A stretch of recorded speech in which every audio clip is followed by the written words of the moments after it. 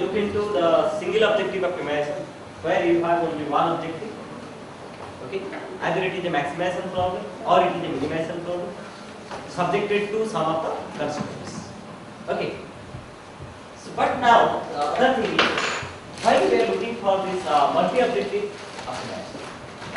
The point is, most real-world problems, it involves the optimization of two or more than two objectives. Okay. In that case, for example, you want to minimize the cost of a product, because suppose I am the manufacturer of a car. Whatever the final product will come, I want to minimize the cost of that. And simultaneously also I want to maximize the quality. In a low cost, you want to produce a quality product. Isn't it? Similarly, you want to minimize the wastage of raw material, minimize the efficient use of the machine, man, okay, the workers. So now you see, sometimes the two objectives which we are setting are contradictory in nature. For example, you want to produce a car with low cost, having high comfort. Is it possible? If you want to produce a car, or suppose I want to buy a car, forget about producing. I want to buy a car with a minimum cost and maximum comfort. I can't get that. If you want to purchase a car with minimum cost, yes, you go for ambassador, you won't get that much of comfort. Okay? If you want to spend more money, spend more money. Okay, that is not the minimization of the cost, that is the maximization of cost. You will get maximum comfort. Go for Mercedes Benz. That depends. So now, in such a scenario where the two objectives are contradictory in nature, simultaneously you can't achieve both the objectives. Okay, so how to optimize those problems? Let us see. Now, see here I have, these are the vectors, control variable. You want to optimize the function f, which is a function of many variables u1 to un or x1 to xn. Don't jump into this new variable u, these are the same variables. Suppose you have an optimization problem, earlier we are optimizing fx, now we want to optimize a objective function f1x, simultaneously another objective function also f2x. So there are two objective functions. One objective function may be your cost, the objective function 2 may be your comfort or reliability of the product. You can evaluate the reliability of the product by some testing or something like that. So there are two objectives. There are how to optimize several functions at a time. You have a function f1, you have another function f2, you may have another function f3. Okay, like so how to do? So the traditional approach of doing this, the standard approach is the weighted sum of objective function. What is the weighted sum? Suppose I have objective 1, that is the minimization of the cost. Objective 1, so f1, x. Objective 2, maximization of the profit or maximization of the comfort or maximization of the reliability. Give it f2. So it gives certain weightage to cost and certain weightage to reliability. So the total objective function f now becomes w1 into function 1 plus w2 into function 2. So this w1 and w2, it depends on the user. Suppose I am a teacher, I know what is my salary, we are getting the UGC salary, so accordingly I may give 40% weightage to cost, 40% to comfort, 60% to cost. If somebody is Anil Ambani, he will give 90 or 99% to the comfort, 1% to the cost. So you optimize your problem according to your suitability, according to the user's suitability. Who are the user? They have to choose it. So give some weightage W1 and W2 so that the sum of W1 and W2 equal to 1. So instead of two different functions and optimizing it simultaneously, I am combining these two as a single function. As you might have known, in solving these problems we are making a Lagrangian multiplier. f1 plus lambda f2. So like that. This is a weightage function. So now, what is its demerit? Its demerit is the result depends on weight. What weight you are taking for one objective, objective 1, what weight you are taking for objective 2, accordingly you will get a solution. If somebody is taking 60-40, somebody is taking 40-60, then two different results you are getting. Okay. Number two is, sometimes it may not be possible to get a solution also. Sometimes it is not guaranteed you are getting a solution by arbitrarily choosing a weight. Suppose somebody choose a weight of 65 and 35%. It is not that you will get a feasible solution. Sometimes it may not happen. The solution may not lie in the feasible range. So that is another disadvantage. Then here multiple runs are required to get a whole picture of the problem. If you want to solve the complete, suppose somebody will tell you, you give me a set of solution. Instead of a single solution, I am the now boss of the company. I am giving my manager the target. Okay, you want to produce a car with minimum cost and maximum comfort. So if you will come up with only one solution, I may slap it. Instead of that, it will give me a standard set of solution. So no solution, I don't have the capacity to choose which one is better or which is the worst. So no solution is dominant over the other. First solution, okay. Second solution is okay. You can't compare solution 1 with solution 2. You can't compare solution 2 with solution 3. So instead of giving a single solution, if my manager will give me a probable set of solutions, that these are your requirement, these are set of solutions, you choose according to your will. Or the customer will choose according to the customer's desire, specification. Okay, so that cannot be get. And if you want to get that, you have to run with different ways. Take W1 different settings as well as W2 different settings. Go for multiple types of running of the same program and give, instead of a single solution, you are giving a solution in terms of just like a lookup table. I will clear my point. So that, and again difficult to select weight. Because once you select the weight, the cost function is scaled. One you are giving 60%, one you are giving 40%. That means the cost function is scaled accordingly. And some people also are using here this weight instead of a fixed weight. They use also the fuzzy weight. Okay. When we will study the fuzzy, what is the concept of fuzziness? You can apply this fuzzy weight also. Okay.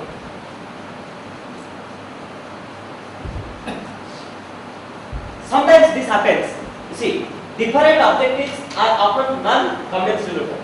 That is, they measure different aspects. Because suppose one is cost, another is quality. So cost is directly in terms of money. So quality in terms of whether it is good or bad or worse or best. So how can you compare these two? I'll clear my point. One is in one scale, that is a cost in terms of dollar or in terms of rupees. The other are not in terms of the dollar or rupees or something like that. In that scale, it is completely in different linguistic scale. Suppose good, comfort. How can you measure the comfort when you are driving a car? Is there any measurement directly? So it is in terms of the consumer satisfaction. Whether the comfort is okay, somebody tells okay, somebody tells in linguistic variable, okay, it's good, somebody tells very fine, somebody tells fantastic. So how you compare given a weightage to a term fantastic and giving weightage to a term to some mathematical cost function? Are you clear my point? So these are completely drastically in different scales, in different aspects, in different domains. So how do you combine this when you are giving certain weightage to that? So that is another problem. So what is the solution then to my multi-objective optimization problem?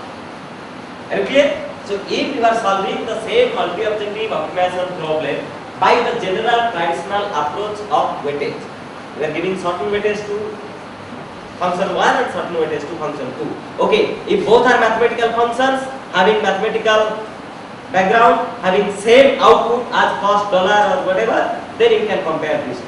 But if one is in terms of money, the other in terms of some linguistic variable or fuzzy variable, it is very difficult to compare. So the solution is concept of Pareto dominance. Okay, this is a new concept. What is this concept of Pareto dominance? This is mostly used in all the objective evolutionary algorithm. Either it is a genetic algorithm, you will get MOGA, multi-objective genetic algorithm, developed by Colliard. The name is NSGA, non-sorted genetic algorithm, the father of multi-objective NSGA. If we will go for PSO, because see, it is a multi-objective algorithm. You can apply this to any existing algorithm, like GA. If you are making multi-objective GA, the name is MOGA and the name is NSGA. Then there are different versions NSGA2, further modified. Okay. Similarly, MOPSO, developed by Coelho. MOPSO, multi-objective particle swarm optimization. Similarly, multi-objective evolutionary algorithm, multi-objective evolutionary programming (SPE), developed by Zix's law. Okay, so different persons are there. You will get standard websites mentioned by them. So first you have to understand the concept of multi-objective. Then you can apply it to any of the existing meta-heuristic method, like either GA or PSO or vector or simulated RLE or evolutionary amplifiers or whatever. So this is based on the concept of Pareto dominance, which returns a set of non-dominated solutions. So once in this concept, Pareto dominance concept, instead of a single solution, remember, you are getting a set of solutions. Okay.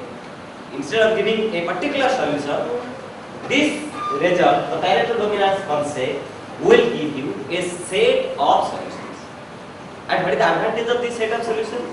There, you cannot compare between two solutions. One cannot be better than the other. You can't compare, you can't have, and so the other way you can get, one cannot dominate the other. So each solution having its own identity. Each solution having its own weightage. So you can't compare between these two. These two, so if there are two solutions A and B, you cannot tell A is dominant over B or B is dominant over A. So taking this concept, you are generating a solution. How? This is the Pareto concept. Now see, this is my cost. The lower will be the cost. That is better because I want to minimize my cost. If I am getting a solution with lower cost, that will be better. But remember, with a lower cost, you cannot get a better comfort. So, if I have a solution here, it is a low cost as well as low comfort. Another solution, a little bit higher cost, a little bit higher comfort. Similarly, another solution, a little bit more cost, a little bit more comfort. So now, if I am providing this set of solutions, can you compare between this and this? Can you compare between this and this? So you cannot compare. You cannot tell which solution is dominant over other. This may be the solution for Ambani. This may be the solution of your people. That we have to accept. If somebody is in between that, he may select like this. So that's why it is user dependent. I have given a set of solutions. Among those set of solutions, you cannot tell which solution is dominant over the other. So this set is known as the Pareto set or Pareto dominance concept. Are you clear about this?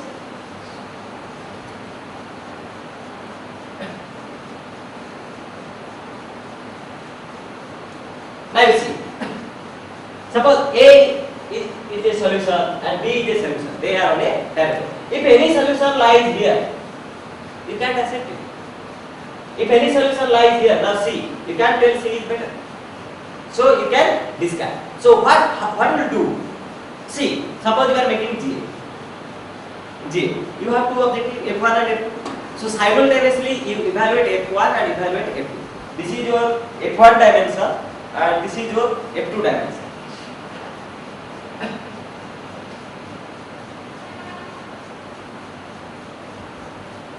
This is your F1, this is your F2. Now you are making coding of F1 as well as coding of F2. In that GA, you apply the concept of Pareto dominance. Suppose in the first iteration, how many solutions you are getting? 20 population means 20 solutions. So now suppose you are getting 20 points like this. You don't know where are the points. For each solution, probable solution, you have two values, one value of F1 and one value of F2. So in a two-dimensional space, this does like. Now compare one with other. Whether one is dominant over other. So suppose now you are getting two solutions like this. One solution here and another solution here. Now see, for the same value of F1, you are getting two values of F2. So whichever is better, that is dominant over other. So if this is better, this will remain and this you will cancel. Similarly, you are getting another solution. In the next iteration, you go on increasing the iteration. So you will see this Pareto will go on changing and finally you will get a Pareto like this. Not always the Pareto is of this nature. This is a convex Pareto. Sometimes you have a concave type of Pareto.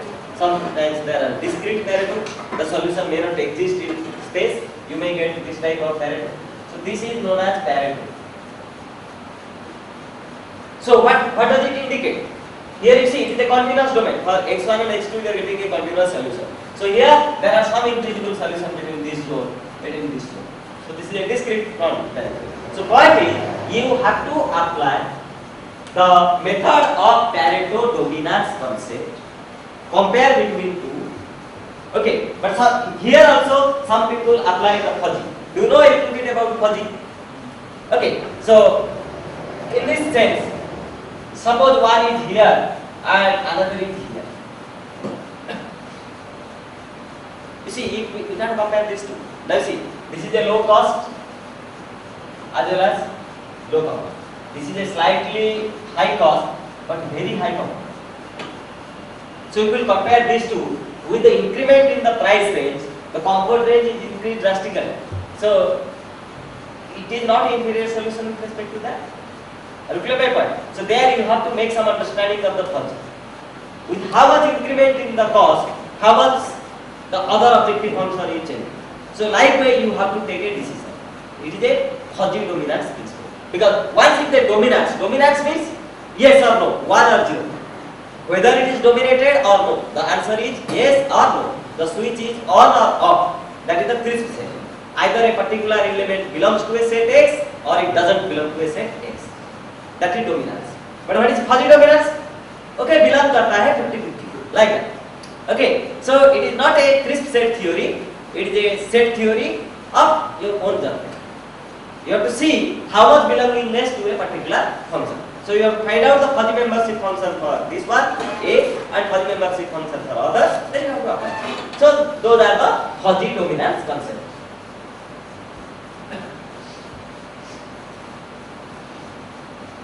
These are the two approaches. In the weighted formula approach, the user have to choose your weight.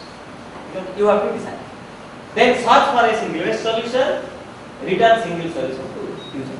So the user is getting a single solution for a particular set of weight. For some weights, you may not get the solution. But for this Pareto-based multi-objective approach, you search for a set of non-dominated solutions. Give your user, instead of a single solution, a set of solutions. Okay, now the user has to choose which solution they will go for. Particularly this particular application, we have more emphasis in electrical power system. Nowadays what happens, due to this global warming, because mostly our power production in India are based on thermal power. Okay, and as you know that this is basic idea, I am not going too deep into electrical engineering, the practical application of such type of problem. So what happens, once we are producing the power by thermal source mostly, what are the options to use the coal? Either we have to use the coal available in India, which is cheaper. So in that case what will happen? The cost of production is cheap. But the quality of the coal which is produced in India are not so good. So by that way we are emitting the ash, whichever we are emitting from thermal production, that is very high. The emission, mostly NOx emission and SOx emission, those emission rate, carbon particle emission are very high. But nowadays due to global warming, the World Federation, they have imposed a ban. And this ban is very strict, very stringent for developed countries, and these are a little bit stringent on developing countries. Because we are developing country, they have given, okay, this year you allowed to emit this much ton of NO or CO, but next year you have to reduce it. Next year you have to reduce it. Next year you have to reduce it. You know your bound. Because gradually from developing we are going to develop. Now what happens in that case? If you want to reduce your emission, you have to use good quality of coal, which is mostly available in Australia.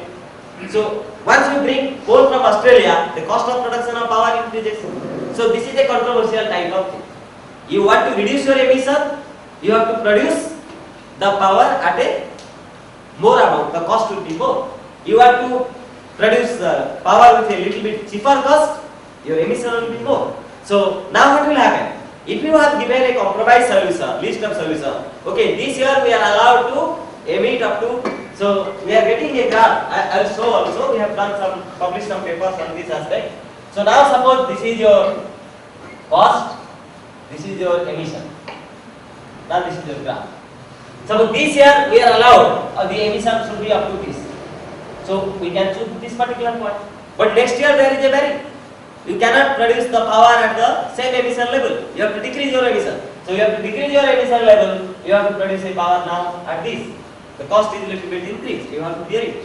So instead of giving a single solution, we are giving the solution to the user by a set of dominated solutions. And accordingly, you have to choose your option. So this has a practical application, this particular algorithm, in many of the multi-objective optimization applications.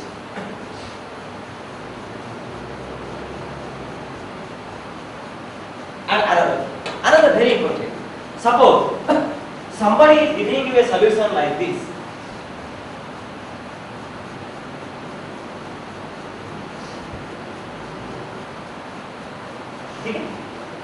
The quality of solution. Somebody is giving a solution like this, very closely spaced solution.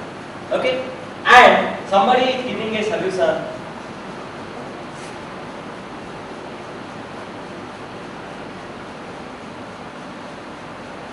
which one is better?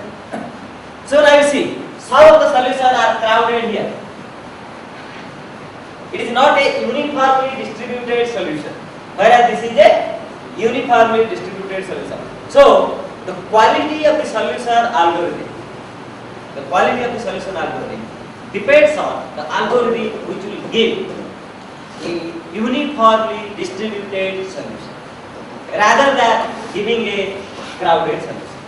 So to do that, we have to do one is fitness assignment and density estimation. You have to estimate the density of the solution space. If it is more dense somewhere else, we are not going to assess. So one is you have to see the convergence of the solution. The other one you have to see the divergence of the solution. What do you mean by convergence of a solution and what do you mean by divergence of a solution? Let this is my true Pareto solution. Let this is my actual Pareto solution I have to get.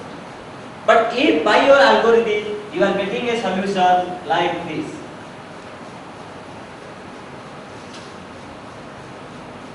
this is let us algo 1, and you are getting another solution space like this.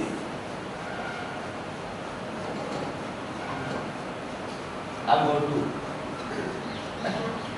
Are you clear? This is your true solution. Sometimes I may not get my true solution because, as I already have told you, once you are developing an algorithm, you have to test it with some standard mathematical test function. So similarly, for multi-objective optimization also, we have a standard benchmark test function where I know the true Pareto solution. You run your algorithm. If you are by algo 1, suppose algo 1 is my multi-objective G, and algo 2 is my multi-objective PSO. That's because you know GA, you know PSO. There you just in each run you apply the Pareto dominance concept to sort, to assign the or to rank all the solutions. So here, suppose somebody gets this solution, somebody gets this solution. Which solution is better? The solution which is very closer to the true Pareto solution, that is a good algorithm because it has a good convergence characteristics. If this can be in mathematical measure, you can give it by a convergence matrix. What is convergence matrix? But this is your solution you have got. Its nearer solution you compare how much is the distance. Take the square of this. Similarly, square of this. Okay.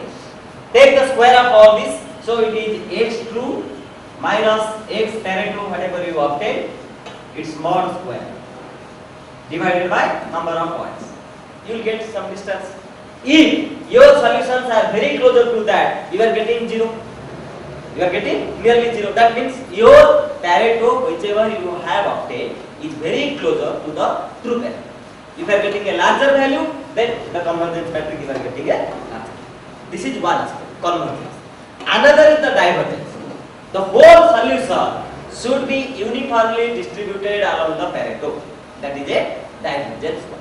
That means here all the solutions are uniformly distributed rather than you are getting a solution of this nature. and very crowded here. Again blank, again crowded here. This is not a good algorithm because the solutions are not uniformly distributed throughout. You are getting a bunch of solution here, you are getting bunch of solution here. So there is no user choice. There is a large gap in selecting this. Again a large gap in selecting this. So this is not a good Pareto solution. Okay? So while giving a solution set, you have to see that your solution having a good convergence matrix as well as a good divergence matrix. Basically, it must be closer to the true Pareto and all the solutions are uniformly distributed. Okay?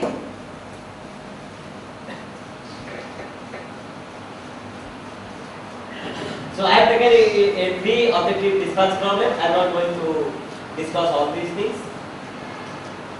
This is the what I have got.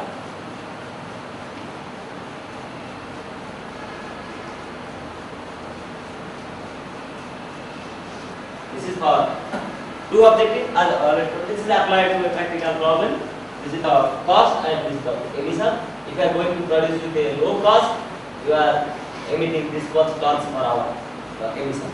Okay, this is a two objective problem. No weightage is assigned to anything. Okay, if you assign a weightage, you will get either a signature like this. But I see sometimes during this portion, no feasible solutions exist. Okay, and to see the beauty, the Paretos are very closely supported. Okay, so how much good Pareto you are getting? This is a most fundamental thing of the multi-objective.